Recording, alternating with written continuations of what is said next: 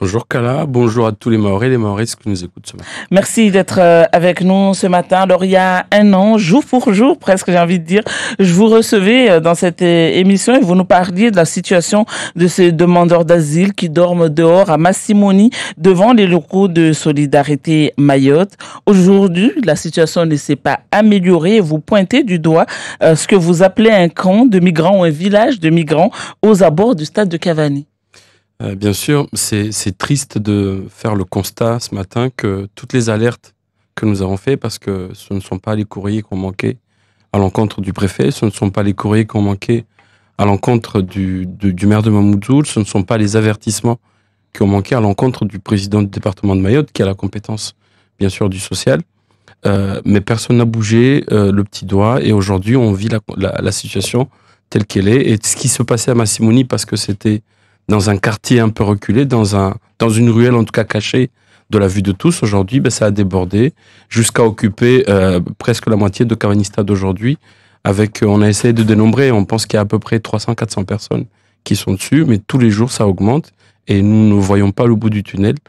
Même si on nous explique qu'il y a des situations, il y a des solutions qui sont en train d'être cherchées, mais ça dure un an, ça fait un an qu'on nous explique ça.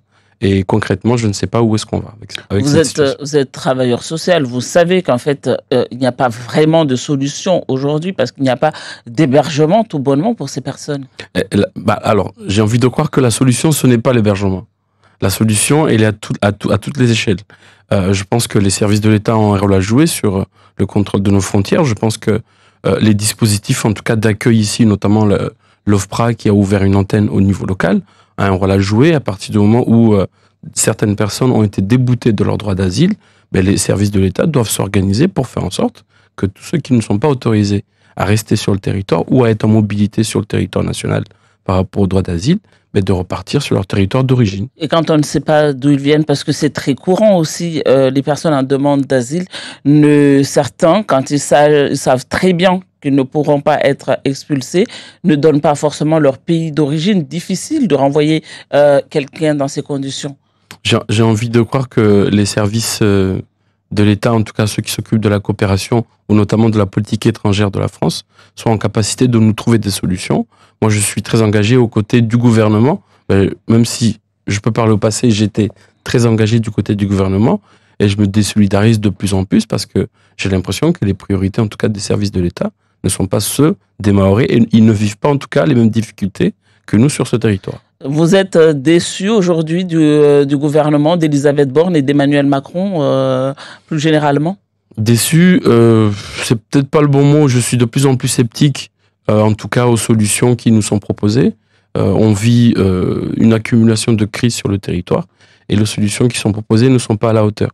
J'entends très bien qu'il y a énormément d'argent qui est injecté, il y a des choses qui sont faites, mais j'ai toujours l'impression que on est en train de penser nos problèmes, on est en train de penser les maux des Mahorais et tout ce qui est fait en tout cas de la part des services de l'État est toujours en retard par rapport aux préoccupations et aux besoins des Mahorais. On habite sur une île qui est espèce d'oasis au milieu du désert qui attire énormément et qui est une voie finalement aussi aujourd'hui pour accéder, pour entrer en Europe. Est-ce que concrètement, vous pensez qu'il y a une solution aujourd'hui pour fermer complètement nos frontières? Fermer nos frontières, oui, bien sûr qu'il y a une solution. Ça serait quoi? La solution, ça serait déjà que les services de l'État, via des dispositifs européens comme Frontex ou autres, surveillent réellement nos frontières. Mais nous avons un rôle majeur à jouer sur... moi, j'ai vu il y a quelques mois où des militaires français formaient des militaires comoriens sur le contrôle des frontières, sur les différentes modalités d'interception des barques en haute mer. Mais mettons à disposition, en tout cas, toute cette coopération au niveau régional avec des services de l'État, mais pour maîtriser les frontières depuis les Comores, depuis les côtes malgaches, où toutes les personnes qui partent vers nos territoires proviennent. En tout cas, nous avons des solutions, mais j'ai juste l'impression qu'elles ne sont pas mises en œuvre. Pourquoi l'État n'a pas envie de le faire alors? Ça, je ne peux pas répondre pour le préfet ni pour les services de l'État. Ce terrain au niveau du stade de Cavani appartient au département. Alors pourquoi on les a laissés faire? Pourquoi on n'a pas réagi? Vous êtes le conseiller départemental de ce canton. Pourquoi n'a-t-on pas réagi dès la première tente installée? Nous avons réagi. Moi, j'ai réagi. Nous avons fait... Alors, la première installation ces personnes-là dormaient dans des véhicules usagés qui étaient sur le tour du stade. On les a fait enlever à plusieurs reprises. On s'est rendu compte qu'après les avoir fait enlever, donc les gens s'étaient installés juste dans la journée, mais allaient dormir ailleurs le soir. Et puis moi j'ai envie de dire, la nature a horreur du vide. Il s'est passé des choses il y a une année au niveau du département, où vous vous rappelez, j'étais venu aussi dans vos antennes pour parler du projet du collège d'excellence qui va être construit dans l'enceinte de Cavani Stade, qui a d'autres conséquences dont on pourra parler, je pense, une autre fois, notamment sur les questions de l'homologation du stade de Cavani. Mais quand on a décidé de transférer le foncier de Cavani Stade au rectorat de Mayotte, eh bien le département s'en est dessaisi complètement. Et c'est ça que je trouve dommage. Aujourd'hui, on est en train de parler d'homologation du stade, on est en train de parler de collège d'excellence dans cette enceinte, mais en attendant, on laisse les personnes s'installer. Sauf que nous savons tous qu'à un moment ou à un autre, il va falloir les déloger, mais il va falloir trouver des solutions qui n'existent pas. Donc c'est d'héberger ces personnes-là sur des solutions qui n'existaient pas. Et moi, ce qui me peine le plus, là, c'est que pendant la visite du ministre Vigier la semaine dernière, il y a une flagrante délit de construction d'un banga dans l'enceinte du stade. Personne n'a bougé le petit doigt. Mais vous imaginez l'image que ça aurait donné si à ce moment-là, le ministre avait ordonné qu'on enlève tout? Je trouve encore plus pénible que pendant le passage du ministre, des personnes qui n'ont rien à faire sur ce terrain, sur ce territoire, construisent un banga à la vue de tous sans qu'aucune autorité ne réagisse. J'ai alerté la police municipale, j'ai alerté les services de la police nationale, tous les services de l'État étaient là, mais personne n'a bougé le petit doigt, parce que pendant la visite du ministre, il fallait que le stade soit propre, il fallait que ce soit nettoyé, il fallait pas faire de vagues. Et moi, je trouve ça vraiment dommage qu'à un moment donné, on ne se dise pas la vérité sur ce territoire. Ces personnes arrivent, vous l'avez dit, entrer sur le territoire, mais ils n'ont pas d'allocation d'attente, ni d'aide au retour, et ça ne les dissuade pas de venir à Mayotte. Clairement, il n'y a pas vraiment de solution, j'ai envie de dire, dans ce cas. La solution, elle est là. Moi j'ai envie de dire ici, je n'ai aucune animosité, je n'ai aucune difficulté avec ces personnes-là, tant qu'elles respectent ma liberté à moi, mon intimité à moi. Moi, je suis résident de Cavani-Masmoni, et aujourd'hui, j'étais obligé de déménager de chez moi, parce qu'il y a un impact très fort sur ma vie personnelle, sur la vie de ma famille, sur la vie de mes enfants, et ça ne peut pas continuer comme ça. Je ne dis pas que ces gens-là n'ont rien à faire ici. Peut-être que c'est un chemin ou un autre pour retrouver, eux, leur liberté, mais il ne faut pas que ça empiète sur le nôtre, et c'est sur ça que moi j'ai dit qu'il faut que les services de l'État, il faut que les collectivités, nos collectivités, nous trouvent des solutions. Le département, à son niveau, pourrait faire quoi? Mais le département, à son niveau, déjà parce qu'on est d'abord propriétaire avant que le transfert se finalise au niveau du stade, c'est qu'on doit faire un référé de démolition. On doit en tout cas demander à ce que les services de l'État démolissent dans l'immédiat ces dispositifs-là, et je pense qu'il y a des CHRS répartis sur l'ensemble du territoire qui sont gérés et par la Croix-Rouge ou par d'autres dispositifs, mais qu'on trouve des solutions, mais on ne peut pas en tout cas faire en sorte que ces personnes restent. Ça serait forcément déplacer le problème parce qu'ils iront s'installer ailleurs. Alors, moi j'ai envie de dire que ce problème-là ne dérange personne parce que c'est sur mon canton. Moi j'ai envie que ce soit réparti peut-être sur l'intégralité du territoire et que les migrants soit aussi dans les hôtels, soit aussi dans les autres dispositifs. Moi, on a vu il y a quelques mois... Ils sont dans votre canton parce qu'ils sont proches de Solidarité Mayotte, surtout, à côté. Et alors, en tant que conseil départemental, moi, j'aurais souhaité qu'on remette sur table l'activité de Solidarité Mayotte, qui est d'abord une compétence des départements. Il ne faut pas oublier que la compétence sociale, c'est une compétence d'abord des départements. Mais moi, j'ai envie de croire que mes collègues au niveau du département me soutiendront quand je demanderai à ce qu'on mette sur table le dispositif Solidarité Mayotte pour qu'on trouve une certaine équité et que les habitants de Cavani-Masmoni, mais surtout de Cavani entier, ne se sentent pas en danger au quotidien. Et pourquoi vous dites en danger? En danger parce qu'on ne connaît pas ces personnes-là. Moi, j'ai envie de vous dire ici, j'ai envie de prendre tous les morts à témoin ici. On sait très bien qu'il n'y a aucun protocole sanitaire quand ces personnes issues d'immigration sont interceptées. Ils sont entretenus, il y a des fiches qui sont remplies. On les laisse partir dans la nature. On ne sait pas qui ils sont. On ne sait pas s'ils sont vecteurs. Sanitaire, on regarde quand même s'ils sont malades ou pas.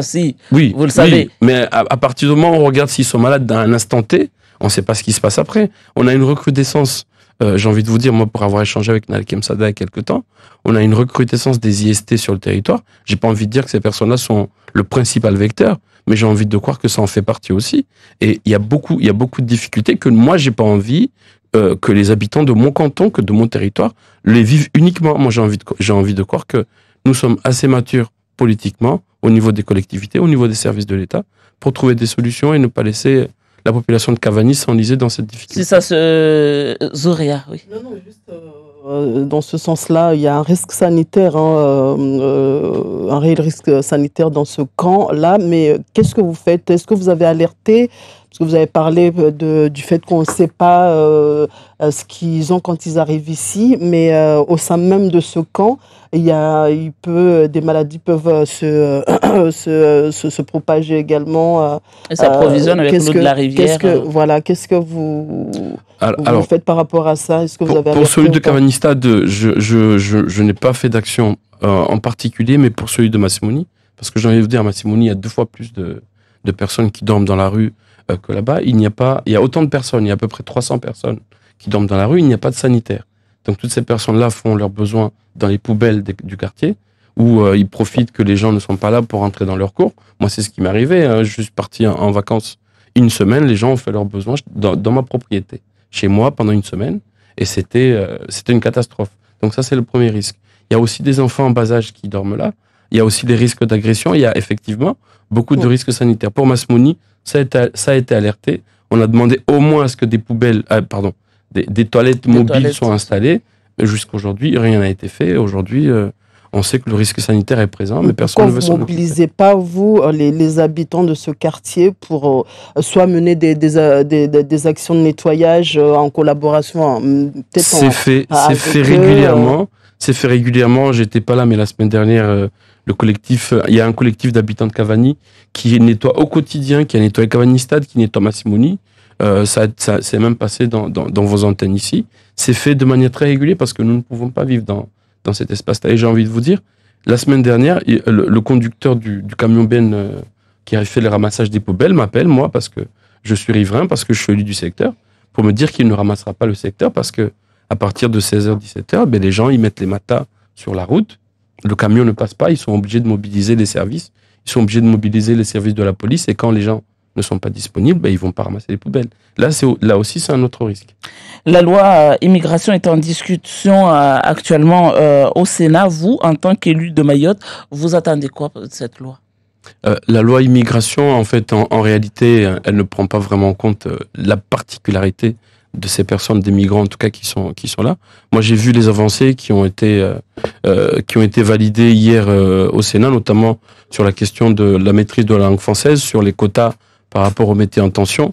On est encore sur des problématiques qui sont différentes. Même si aujourd'hui, on sait qu'il y a des métiers en tension aussi à Mayotte, mais c'est des problématiques qui sont un peu éloignées.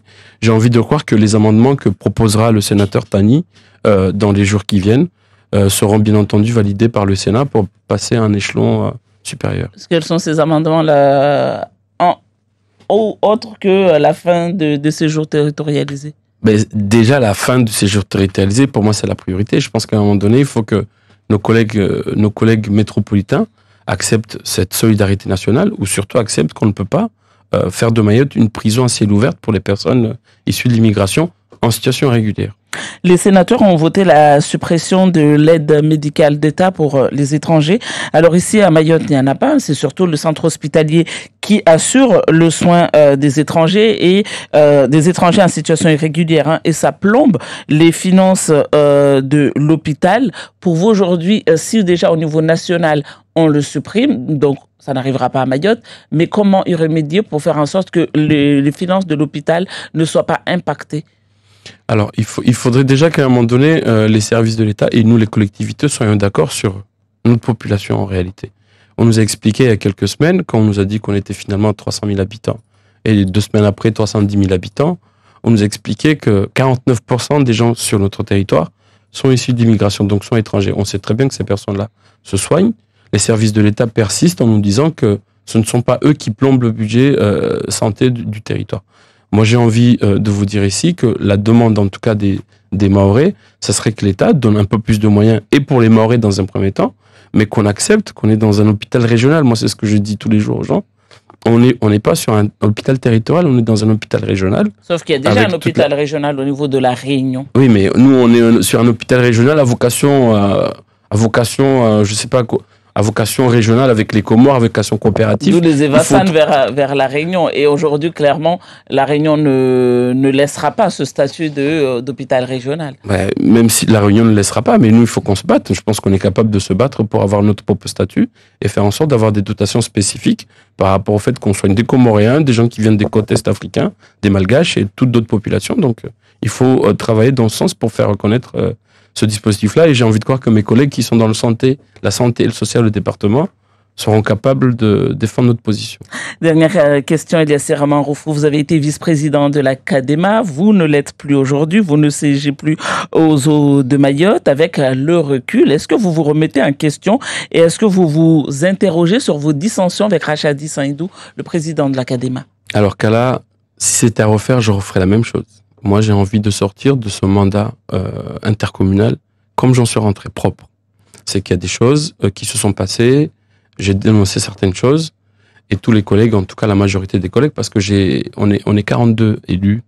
Il y en a 18 qui ont décidé de m'exclure en tant que vice-président parce que j'ai dénoncé certaines choses qui, pour moi, sont irrégulières. Ça fait plus d'un an que nous n'avons pas fait de conseil communautaire avec une majorité fixe, sauf le jour où on a décidé de m'exclure. Ça fait plus d'un an que nous faisons que de deuxième lecture. Nous validons des conseils et des dispositifs et des financements conséquents à 6-7 personnes. Et moi, je trouve ça inacceptable que les élus que nous avons été, que nous sommes aujourd'hui, nous avons été élus en 2020, et que la majorité est désertée, et on laisse le président faire ce qu'il veut, gérer la CADEMA comme si c'était une entreprise personnelle. Aujourd'hui, comment vous imaginez que la deuxième collectivité de Mayotte, la CADEMA, navigue à perte? Il n'y a pas de DGS à la CADEMA, il n'y a plus de cadre, il y a un seul DGA sur 6 à la CADEMA, plus personne ne veut aller travailler à la CADEMA, donc il y a un vrai malaise, mais personne ne veut en parler. Et certaines personnes se contentent avec du chantage parce qu'on leur dit qu'ils ne peuvent pas prendre l'avion, parce qu'ils ne peuvent pas voyager, de voter des choses complètement farfelues en tout cas. Et moi, j'ai pas envie de faire partie de ces personnes-là. Vous comprenez du coup qu'avec ce positionnement, Rachadi Saïdou vous est considéré finalement comme étant un élu de l'opposition et non de sa majorité. C'est un rôle et une position que j'accepte parce que, comme je vous l'ai dit, j'ai envie de sortir propre de ce mandat et moi, je suis quelqu'un de droit. J'ai envie de le rester jusqu'au bout. N'est pas propre? C'est qu'il y a en tout cas, il y a des choses qui ne respectent pas la réglementation et le code général des collectivités territoriales. On peut pas se lever un matin et décider d'exclure un élu parce que moi j'ai été exclu il y a un mois et c'est une décision que j'accepte complètement parce que c'est la loi. Et cet après-midi, bien entendu, Souaïbou, qui est le deuxième vice-président parce qu'il m'a soutenu, va être exclu. Chiaboudine, qui est délégué au foncier, aux finances, va être exclu parce qu'il a envoyé un mail disant que l'organisation ne lui plaisait pas. Donc, à un moment donné, j'ai envie de croire que les autres collègues seront assez courageux pour dénoncer, pour dire les choses qui ne fonctionnent pas.